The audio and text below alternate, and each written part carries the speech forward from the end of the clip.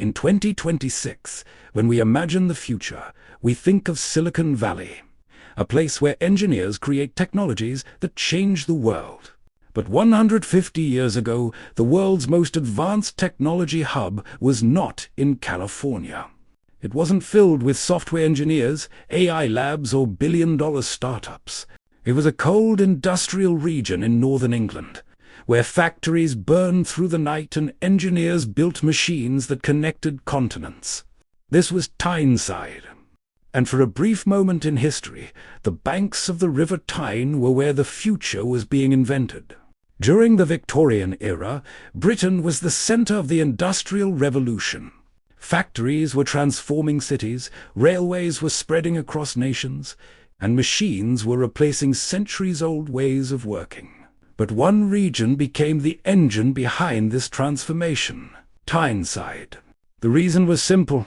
It had the perfect ingredients for an industrial revolution. Beneath the ground was coal, the fuel that powered Britain's factories. Running through the region was the River Tyne, a natural highway connecting industries to the rest of the world. And surrounding it was a generation of engineers who believed that almost anything could be built.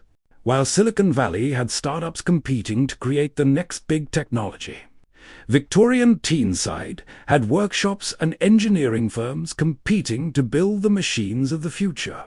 By the 1800s, Newcastle and the towns along the Tyne were producing ships, bridges, locomotives, and engines that were being exported around the globe. One of the people leading this revolution was Robert Stephenson. Born into an engineering family, Stephenson helped transform the railway from an experiment into a technology that changed civilization. His locomotives moved people and goods faster than ever before. His bridges showed the world that humans could overcome natural barriers with engineering. But Tyneside's ambition went far beyond railways. Another visionary was William Armstrong. At his factory near Newcastle, Armstrong developed advanced hydraulic machines, cranes, and weapon systems that were considered some of the most sophisticated technology of their time. Then came the shipbuilders.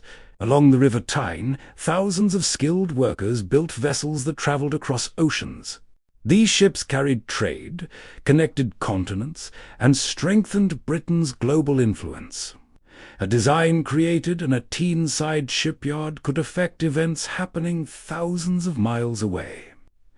The River Tyne had become something similar to a Victorian technology campus, a place full of engineers, experiments, competition, and innovation.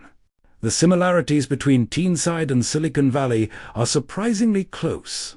Silicon Valley has technology companies competing to create the future. Tyneside had engineering companies competing to build it. Silicon Valley has software engineers writing the code behind modern life.